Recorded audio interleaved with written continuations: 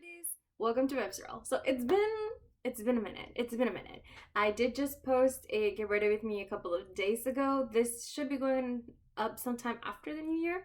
And in that get ready with me, I did talk about what's going on with me, why I've been gone for so long and pretty much like absent the entire year. I've been struggling with mental health, but I am doing a lot better and I'm trying to get back into the things that I enjoy, and I enjoyed making videos. This has always been a hobby and it's just an opportunity for me to really just talk to people that like makeup like me. And to be honest, I was going back and forth on whether or not to film this specific video because I didn't try that many palettes this year.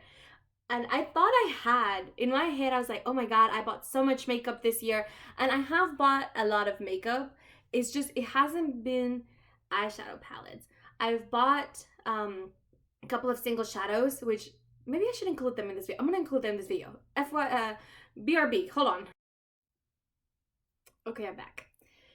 So, I didn't actually say this, but this is a ranking of all the eyeshadow palettes that I've tried this year. And I guess due to lack of items, I've included my singles that I've bought as well, and I'm just gonna put them together. So yeah, let's do that. I'm gonna rank the palettes separately, and I'm gonna run the singles on their own thing, because they just can't compare. They're not comparable items. I do want to start out by saying that I technically have 6 palettes, and I finally bought a Charlotte Tilbury quad. I've been wanting to buy one for a while. I just really just want to try the formula, but I haven't been inclined to. I did get a $50 gift card for Christmas, and I decided to buy the palette with it because then I technically only pay $5 for the palette, technically. And I could have used my points, and then with my points, it would have been less, but I didn't. It's fine. I ended up buying the Pillow Talk Dreams just because it's a little bit deeper than the regular Pillow Talk, and it still gives you like the shades that Charlotte Tilbury is known for, but it's honestly not even been swatched. I just got it yesterday, so I'm not gonna include it obviously because I haven't used it, so I can't really speak on it. And it's also like I'm filming this on the 30th of December and I got it on the 29th, so it's like, we're not gonna include it. We'll include it in 2024. Aside from that, I have 5 palettes. I have the one that broke my no buy, which is the Sigma and Angela Bright palette. A couple months after that, I got the Full Fantasy palette with Lunar Beauty and L'Oreal Los Angeles. I also got the Yucca palette from Natasha Denona. I did not get the Xenon because that's not my color story. I do know that she has like a little quint of that palette, and in retrospect, I think that that's just such a much better buy because you get the main colors from the color story. It does not need to be 15 shadows for essentially the same palette, the same colors. So no, they re-released the Makeup by Mario palette, the Zero Eyes. So I ended up getting that one, and I got this one about 3 weeks ago, maybe less, 2 weeks ago. So I haven't had it for very long, but I have at least put it on my eyeballs a couple of times, which is why I'm going to be ranking it today. And lastly, I got the Patrick Ta Major Dimensions 3 palette. If I can open it. It's a little hard to open with this fake nails because they're not very, the fake nails are not very sturdy. But this is what this palette looks like. It has been used, not that you can tell very well because I am light-handed with my eyeshadows, but there's that. All that being said, let's get started with number 5. And I hate to put this palette at number 5 because quite honestly, I like all of this palettes. I was obviously very selective with what I did ended up bringing into my collection. So it's not like I hate any of these palettes. The quality in all of these palettes is good. The only one that's a little finicky is the Makeup by Mario palette. So there's that. Alright, so the first, number 5, I'm going to go with the Natasha Denona Yucca palette. And I'm a little disappointed that I'm putting it so low, mostly because I really like her eyeshadow formula.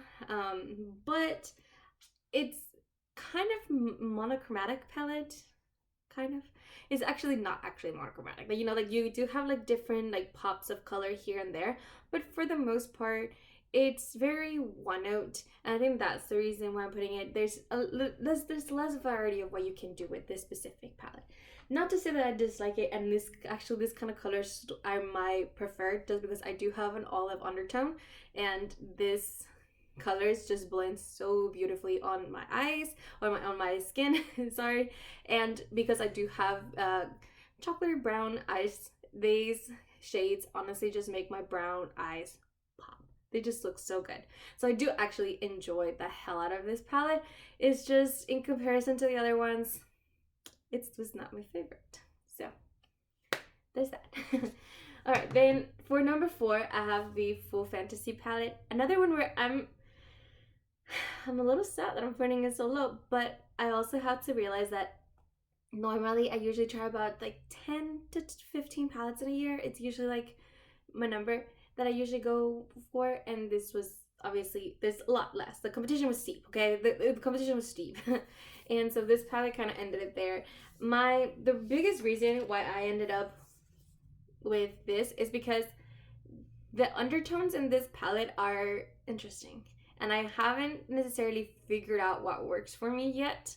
I actually do like all the different, like the plums. I think these nudes are really beautiful. I really like all the shimmers. This shade right here, I really like Virgo. Oh my god.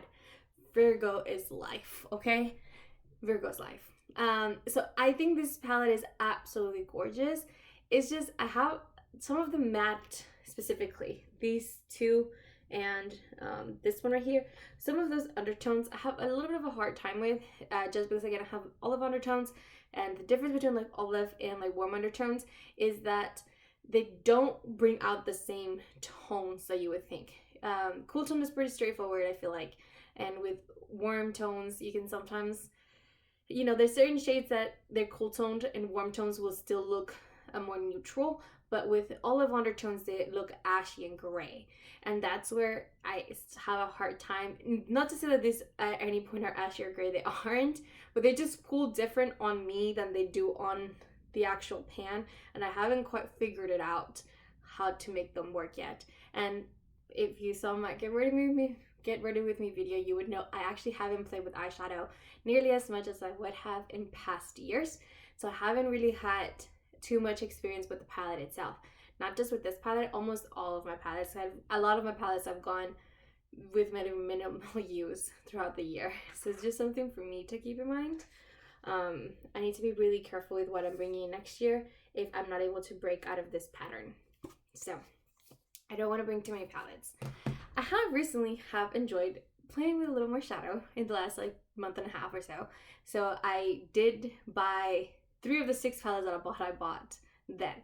That being said, number 3 is going to be the Makeup by Mario.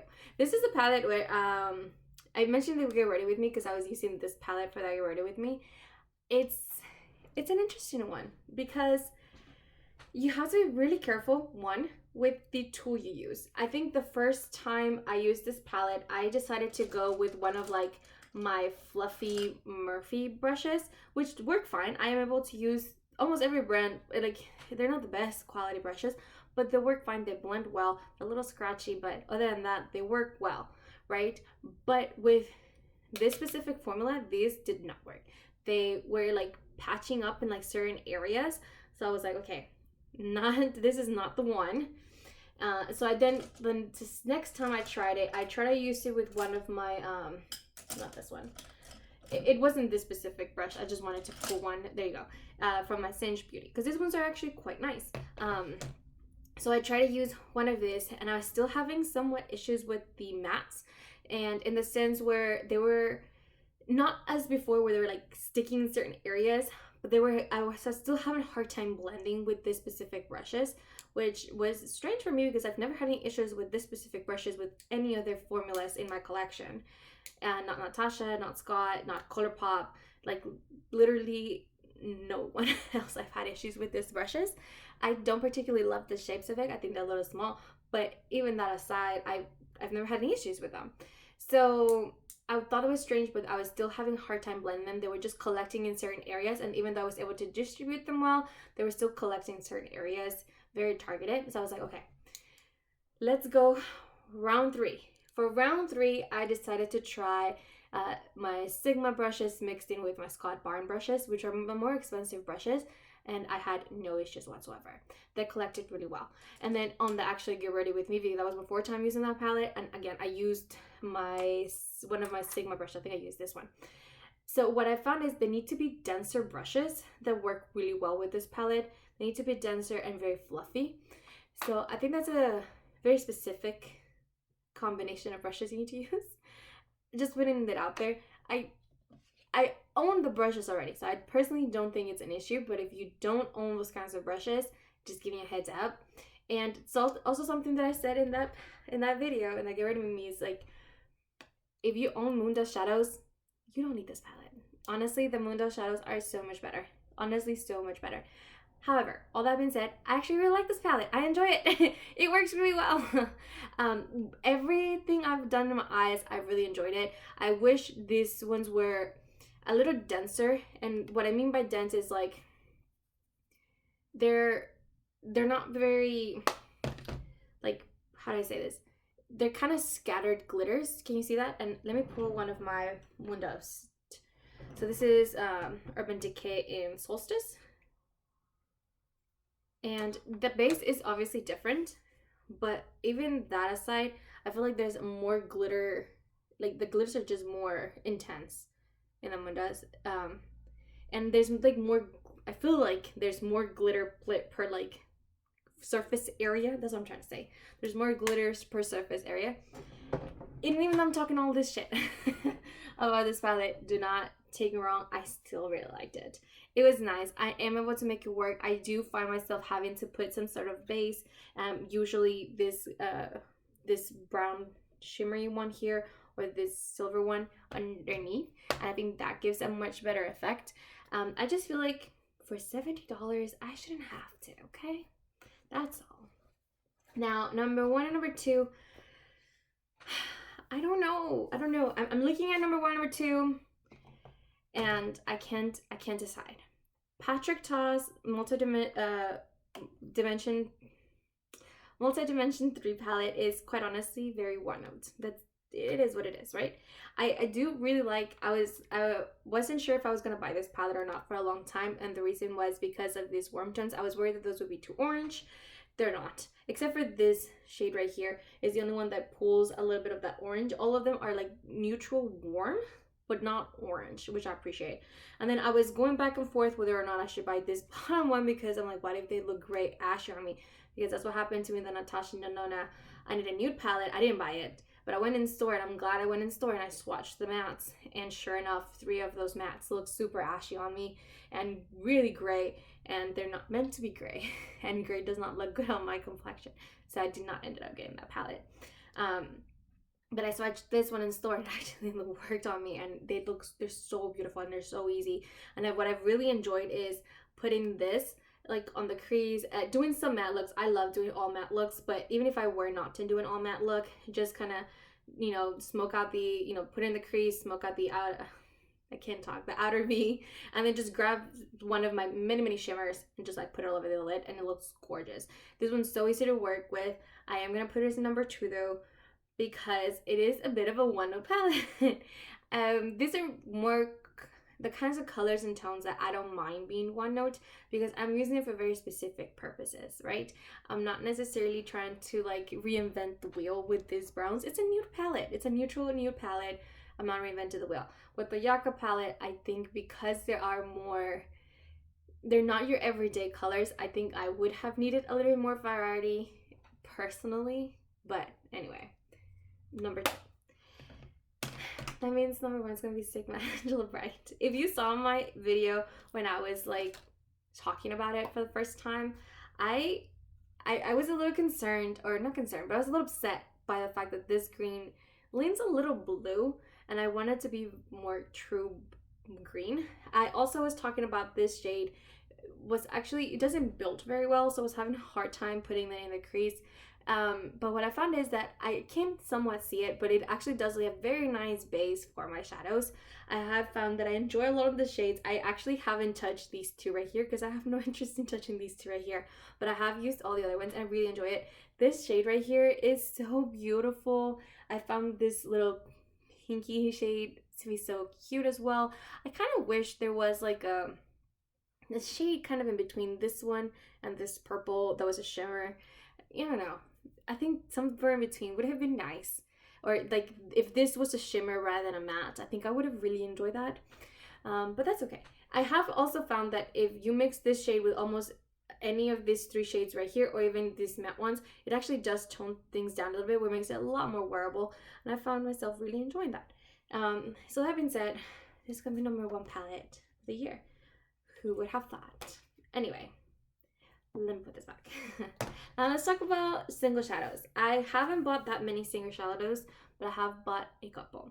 First off, I bought this trio from Colourpop in Shadow Sticks, and it's in the shade Cocktail Party, Walnut Avenue, and Bear With Me. So these ones right here, and I actually really enjoyed them. Okay, my computer was glitching for a second. But I bought this three. I also got the Rare Beauty one in the shade Contentment, which is just like a rosy, bronzy shade. Just a rosy, bronzy shade. It's really pretty. And I got the No Budge Cream from e.l.f., which I actually really liked.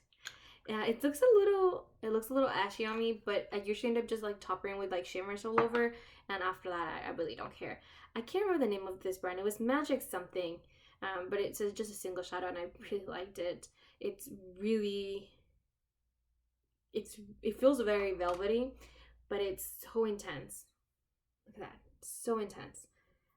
So I really like this formula. I didn't like quite a bit of the other shimmers, so I didn't get them. I did get two Super Shock shadows. I will say, I don't know what happened with this one because I haven't had it that long and I only used it once, but it like cracked. And I've never had any Super Shock shadow like crack on me before. It still feels creamy. I mean, I've only had it for a couple of months, but it just cracked. If I hadn't like pulled it out for this video, I wouldn't have noticed for I don't know how long. But look how pretty it is. It's like a dual chrome shade, and it looks very like blue or black here, but it's actually quite purple. It does have those blue shimmers. It is very pretty though. Okay, what else did I get? And I don't think I'm gonna rank the individual shades. I'm just gonna run formulas. I think that makes more sense. I also got Frog in the Super Shock shadow, which is just like a toppery shade. I actually think it probably gave me a similar effect to that. Nope, it's more intense. It's more intense than the one from Makeup by Mario right here. So just take that with a grain of salt. And I got two of the About Face liquid eyeshadows. I got 4 Colourpop singles. Gosh, this is just all over the place. Just all over the place. I got Bel Air, which is just a neutral matte. I got Hustle Hard, which is like a taupey silver champagne color. I don't know how else to describe that. I got this beautiful Mr. Sandman. Oh my god. Mr. Sandman is the duochrome. So beautiful. Look at that. It's this one right here. It's just a really pretty undertones, and it just shifts really nice. And lastly, I got goody two shoes. All right, and oh no, this one more. I got the Rare Beauty liquid shadow in Nearly Neutral. I will say I've actually owned one of this before, but I didn't know how to use these before until I watched a couple of tutorials and I realized I've been using them wrong, and hence I didn't think I liked it. But once I figured it out, I actually really enjoy these. All that aside, I'm going to be putting the Rare Beauty eyeshadow sticks at the bottom, which makes me sad. But I just don't think it has the staying power that I've heard a lot of people say it has. I do find it creasing on me a little bit. It might be because I'm getting a little older. My eyelids are not what I used to be. but I do find increasing and moving a little bit. So it's not my favorite formula for that. I do think it makes a nice effect, and if you have powders underneath, it actually looks quite beautiful. But it is what it is. Next, I'm going to put this About Face ones. I like it. My problem is that they're actually quite pigmented, so they have a hard time blending, in the sense of, I think it almost better like a liquid liner. I think that would be a better way to use them, but what I like to do is put them all over my eyelid and just like blend it out, which is not a problem with this matte one, but with this pink one, it comes out, I think it's hard to blend this pink one. I might be doing it wrong, but you see how much pigment that has? So I have a hard time because it is so pigmented to make it blend into my skin tone, and this specific color is obviously not very flattering to me. See that? It's just, it has a hard time fading. There you go. Like that fade when you blend something out, that's what I'm having a hard time. It's easier for me to disguise that with this color because it matches my skin tone a lot better. But with this pink one, it's quite stark. So it's very noticeable. So I really enjoy this matte one because, again, it's super easy. But this one, I can't fade it well enough. So yeah, there's that. All right, up next, I'm gonna put the shadow sticks from Colourpop. Similar situation as the one from Rare Beauty, is that they do crease, but they do have a lot more staying power. I do find that shadows stick on top of this very well. I found myself putting Super Shocks on top of them, or just like single shadows on top of them, and they stick really well. If I put a powder formula on top of this, they're not going to crease, but if I leave it on its own, it will crease. But because I find they work so well with a lot of different formulas, and I have a really easy time just blending these out. They fade so beautifully, and building color back up if I need to. I actually think they're a lot easier to work with. Yeah. Quite honestly, this probably should have been a little lower, but I'm not really sure where. But I'm gonna put this one. It just essentially is just a really light wash of color. This one does not move around. It almost feels like a stain, but it doesn't actually stain your eyes. That's the best way I can describe it. But it just leaves the softest kind of wash all over your eye, and I really enjoy it. But it is really subtle. And I think that was my problem before, is I was trying to like build it up and put so much color on my eyelid and like really make it stark, but that's not what it's meant for. And that's what I was said. That was me misusing the product. It's meant to be just a wash of color. So that was me. If I can just appreciate it for what it is, it's actually very beautiful. And so if you can appreciate it for what it is, it's actually very beautiful. But it's just meant to be a light wash of color, and I do enjoy it. It does play well with other shimmers, and I found myself putting like Super Shocks on top of it really easily, but they have to be creamy formulas. Like I can put these two together and they work really well together, and I can use my Super Shocks, but I wouldn't necessarily go with like regular like shadows, powder shadows. So it doesn't play well with every formula. It has to be a creamy putty kind of formula for it to work well, you know? So hence why it's here.